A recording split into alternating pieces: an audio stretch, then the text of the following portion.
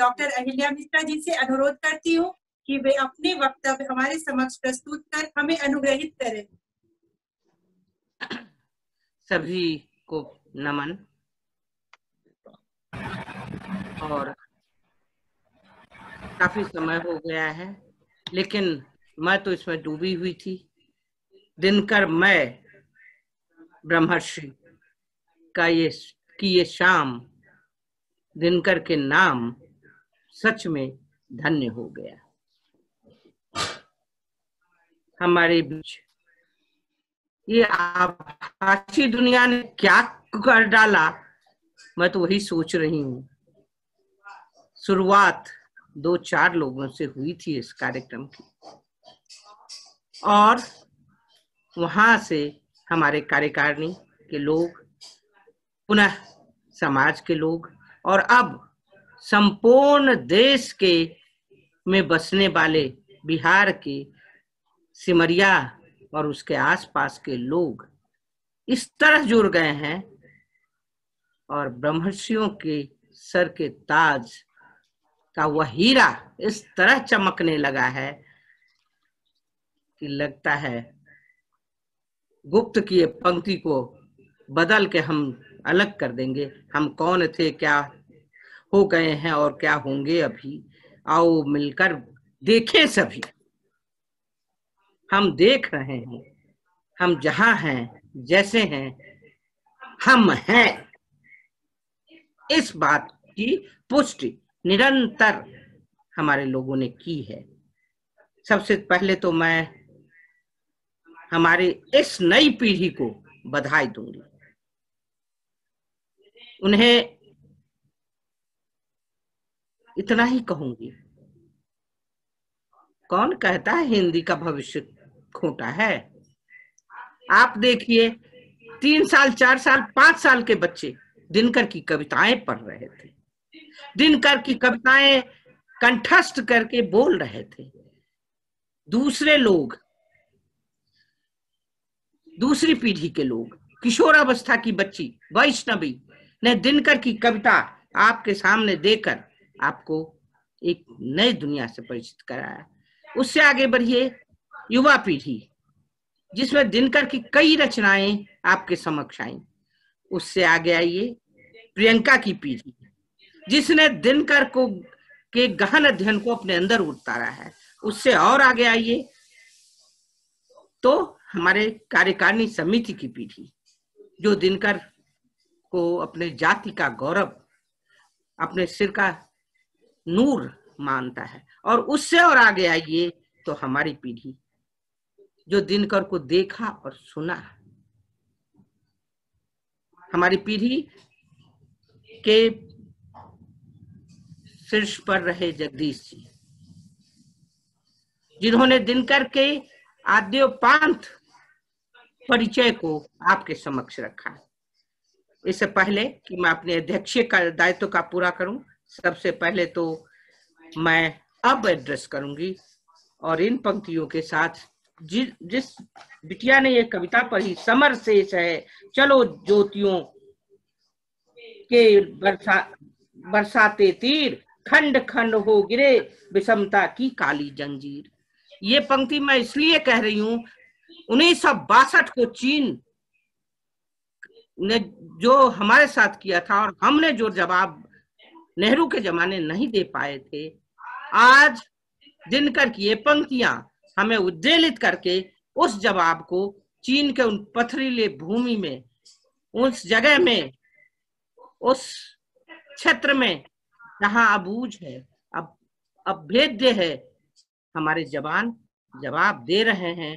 तो कालजयी दिनकर आज उस अर्थों में सच है। और ऐसे लोगों की जी एक जयंती, जन्म जयंती मनाने हम अगर यहाँ इकट्ठे हुए हैं, तो इसका सबसे बड़ा श्रेय ब्रह्मर्षि सेवा समाज के कार्यकारिणी, इसके अध्यक्ष सुजीत ठाकुर जो युवा है, जो जोशीले हैं, इसके मंत्री जो बहुत ही सुदृढ़ और अपनी चिंतन शैली, अपनी विचार शैली से समाज को अग्रणी बनाने की ओर बढ़ाते हैं, हमारे सभी ब्रह्मर्षि सेवा समिति की कार्यकारिणी समिति, हमारी महिला अध्यक्षा श्रीमती रागिनी सिंह और उनकी सहयोगी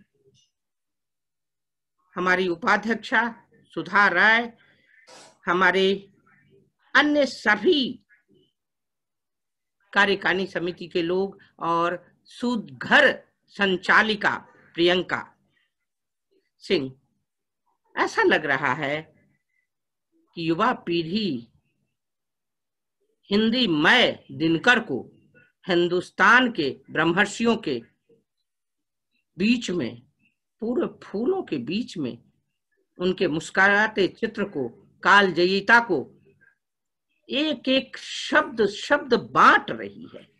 और इस बंटवारे में आज उनके परिवार की, उनकी पोती कल्याणी जी और पौत्री दामाद शशिकांत राय की सहभागिता, उनके ग्रामीण आनंद मोहन जी की सहभागिता, रांची से प्रोफेसर की सहभागिता और धनबाद से सहभागिता, यानी देश के कई कोनों से, बेंगलोर से सहभागिता।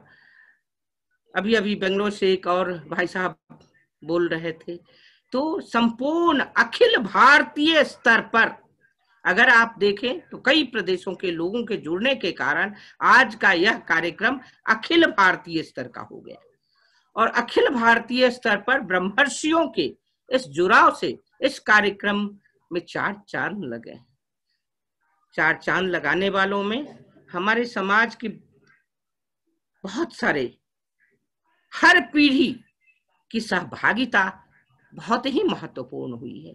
इन महत्वों को बस बनाए रखें, आगे बढ़ाते रहें, यह जरूर कहूंगी। एक एक का नाम लूंगी तो 10 मिनट मुझे यही लग जाएगा। और मैं घड़ी देख रही हूँ, लगभग 6 बजे कार्यक्रम शुरू हुआ, 10:10 अभी ही हो रहा है।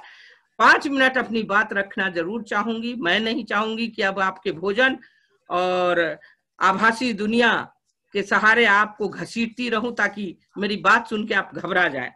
मैं सिर्फ 5 मिनट में अपनी बात खत्म करूंगी। मैं इतना जरूर जानती हूं कि बहुत सारी चीजें हुई। आपने एक बात जरूर देखी होगी, दक्षिण की एक महिला जिसकी मातृभाषा कन्नड़ है और उसके विशुद्ध हिंदी उच्चारण की प्रशंसा दिनकर परिवार के लोग भी कर गए। मतलब यानी हिंदी कहीं कठिन नहीं है। और दिनकर के ओज भरे, श्रृंगार भरे, रस भरे और वैचारिकता से परिपूर्ण शब्दावली दिनकर किसी देश विशेष, जाति विशेष या वर्ण विशेष के नहीं, बल्कि कालजयी समग्र अखिल भारतीय स्वरूप के परिचायक है। दिनकर ने अपना परिचय जो दिया, हमारी पहले क्लास के बच्चे को भी 4 पंक्ति पढ़ाई जाती है और एमए, पीएचडी, एमफिल तो उन पर विशेष रूप से होता है। एमए तक की कक्षाओं में दिनकर की रचनाओं का उपस्थित होना उनके कालजयता का सबसे बड़ा प्रमाण। वैचारिकता पर बहुत बढ़िया डॉक्टर उषा रानी राव ने आपके समक्ष अपनी बात रखी। उषा रानी राव ने हर पक्ष को संशोधित करते हुए उसमें गूथा हुआ वैचारिकता को इस ढंग से रखा कि वह एक मनीषी समाज, विदुषी समाज के लिए एक सूत्र के रूप में काम हुआ। बहुत विस्तार से परिचय की बात करूं तो जगदीश जी ने बहुत विस्तार से परिचय दिया। पूरा दिनकर के कुछ निजत्व, कुछ अन्य भाग उन्होंने रखे। और हमारी सभी बहु बेटियों में अब मैं थोड़ी सी संकीर्णता पर उतर आती हूँ, अपनी जातिवाद मुंह से बोलने ही लगता है। मेरी बहु बेटियों ने जिस तरह से काव्य पाठ किया अनुकरणीय है और उनके मुख से हम आज जब यह दुनिया हमारी दास्ता की दास्तान गाती है, उस विशुद्ध तत्सम शब्दों का उच्चारण सुनकर मैं तो गदगद हूं, बहुत खुश हूं। मेरे लिए यही सबसे बड़ा संतोषप्रद है कि दिनकर के कारण हमारे पीढ़ी, आने वाली पीढ़ी, उसके बाद की पीढ़ी और भविष्य में भी हमारा हिंदी नहीं छूटेगा। मैं हिंदी की बात इसलिए कर रही हूं कि दिनकर हिंदी के सर्वश्रेष्ठ कवि माने गए, कालजयी रचनाकार माने गए हैं, और इसी माह हिंदी दिवस भी होता है, दिनकर का जन्मदिन भी होता है। देश भर में एक दिन हिंदी क्यों, मैं हमेशा इस प्रश्न उठाती हूँ, लेकिन यहाँ मुझे इस विदेश जैसी धरती, हैदराबाद में जब मैं आई थी तो मुझे लगता था मैं विदेश में आ गई। ना भाषा समझ में आती थी, ना बोलचाल समझ में आती थी। मैं 52-53 साल पहले की बात आपके सामने रख, और सिर्फ इसीलिए दक्षिणी हिंदी को कुछ समझ पाई और जान पाई। लेकिन आज जो स्वरूप इसका उभर के आ रहा है, जिस तरह हमारे अंदर हम हिंदी भाषी हैं, इस बात का हमें गर्व है। यह हमारे लिए बहुत बहुत स्वागतनीय है। कई सारी बातें हैं, मैंने बहुत सारी नोट कर ली हैं, लेकिन एक चीज, सारे कुछ का जो स्वरूप, आकार, चक्र बना, इसके केंद्र में प्रवीण प्रणब ने दिनकर की कुछ वो निजी जिंदगियां आपके सामने रखी। एक लेखक के लिए आत्मकथा लिखना तलवार की धार पर चलने जैसा है। वैचारिकता, शब्द बांधना, शब्द बांटना, सॉरी, तो दिनकर की जो स्थितियां हैं और जिस पर खास तौर से प्रवीण जी ने एक दृष्टावलोकन किया है, ये स्थितियां प्रायः अंदर रहती है। आप दिनकर के परिचय में देखेंगे कि ये स्थिति किस तरह है। कहाँ राज्यसभा सदस्य, एकाएक राज्यसभा सदस्य, कुछ निजी राजनीतिज्ञों के राजनीति के कारण दिनकर और नेहरू जो दो गहरे दोस्त थे, वहां एक विभेद आती है, और विभेद से दिनकर को सीधे राज्यसभा से उतर के भागलपुर विश्वविद्यालय के कुलपति, उपकुलपति के रूप में कार्य करना पड़ता है। पुनः कहीं समझौते होते हैं, ये सब पर्दे के पीछे की कहानियां हैं। समझौते होते हैं और दिनकर तुरंत तात्कालिक रूप से हिंदी सलाहकार समिति में बिठा दिए जाते हैं। यानी उतार और चढ़ाव दिनकर के निजी जिंदगी में बहुत ज्यादा रहा। हर जगह जब राजनीति और साहित्य दोनों जुड़ते हैं तो इनके बीच से जो धारा पनपती है, उस धारा में अधिकतर स्वाभिमानी साहित्यकार बहुत परेशानियों, कठिनाइयों और दिक्कतों का सामना करना पड़ता है। आत्मकथा की बात की गई है, इसलिए मैं ये सब चीजें आपके सामने रख रही हूँ। इसे दिनकर पर बहुत सारी चीजें आपने सुनी है, लेकिन ये सब पर्दे के पीछे की चीजें हैं जिसे कम ही सुनाया जाता है।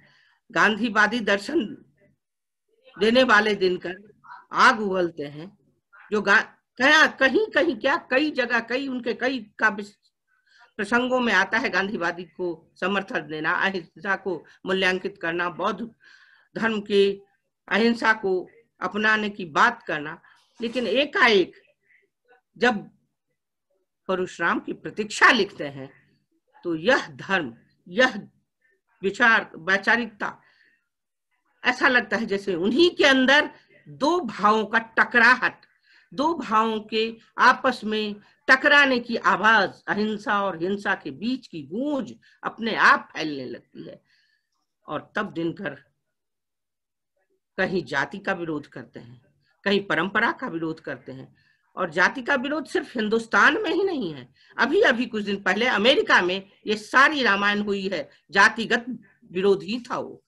आप सब जानते हैं, मैं पृष्ठपोषण नहीं करूंगी, लेकिन जाति आज से नहीं, मनुवादिता के बाद से जाति की जो ये परंपराएं हैं वह बनी है। हालांकि दिनकर ने कई जगह इस मिथक को तोड़ने की कोशिश की, लेकिन तोड़ नहीं पाए। आज भी हम जानते हैं, आप जानते हैं, बिहार में पूरे मतदान का आधार क्या होता है। और उस बिहार की मिट्टी से, हालांकि बिहार की मिट्टी में यह भी है कि स्वतंत्रता के समय इन सब प्रथाओं को छोड़कर लोग एकजुट होकर हिंदी का ध्वज लहराते हुए सबसे ज्यादा बिहारी स्वतंत्रता सेनानी के रूप में अपने जीवन उत्सर्ग किए।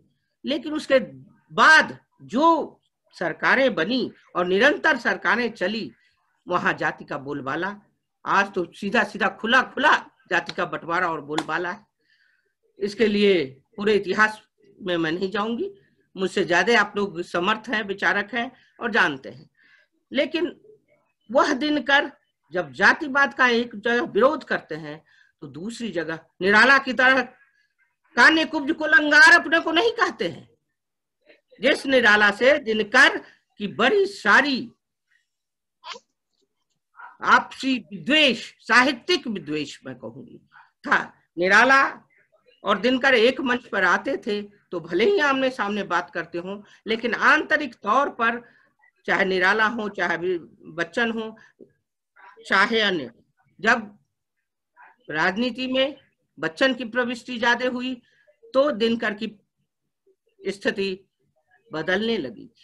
उस समय की जो कहानी 2-4 लोगों से मैंने सुनी है, उसके आधार पर जो स्थितियां थी, उससे दिनकर का वह काव्य जन्म लिया, हारे को हरि नाम। यानी दिनकर भी उस राजनीति से थक गए, हार गए, टूट गए। ठीक है, बहुत कुछ दिया है दिनकर ने। दिनकर का संस्कृति के 4 अध्याय का कहीं कोई मुकाबला नहीं है। हर युग की कहानी है, हर युग तक चलती रहेगी, हर युग में वो सच होगा। पुरस्कारों से मनुष्य का मूल्यांकन हम नहीं कर सकते। मनुष्य की मनुष्यता का मूल्यांकन दिनकर की रचनाओं में विशिष्टवाद, मैं एक शब्द प्रयोग कर रही हूँ, विशिष्टवाद से हम कर सकते हैं। और वह विशिष्टवाद ही दिनकर की सबसे बड़ी पहचान है। मनुष्य है, उत्थान पतन, आरोह अवरोह सब उसके जीवन में है। दिनकर मूलतः कवि थे, लेकिन जब गद्य में दिनकर को हम देखते हैं तो लगता है दिनकर, मूलतः दिनकर को हम गद्यकार, कहानीकार भी साबित करते हैं। डायरी की बात हुई है आपके सामने, आत्मकथा नहीं लिखने और लिखने के बीच के संघर्ष की बात आपके सामने हुई है। लेकिन क्या कवि के निजत्व का कोई अर्थ नहीं होता है, लेकिन जो जरा सा भी अपने स्वयं के स्वाभिमान की रक्षा करना चाहते हैं, इधर कलम चलाना बहुत टेढ़ी खीर होती है। और दिनकर ने इसीलिए इससे अपने को बचाया।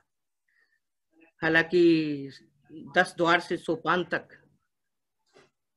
बच्चन जी की आत्मकथा, जिसमें बहुत सारे सफेद और काले पृष्ठ हैं, हालांकि कहीं प्रशंसा हुई है, कहीं शिकायत हुई है, लेकिन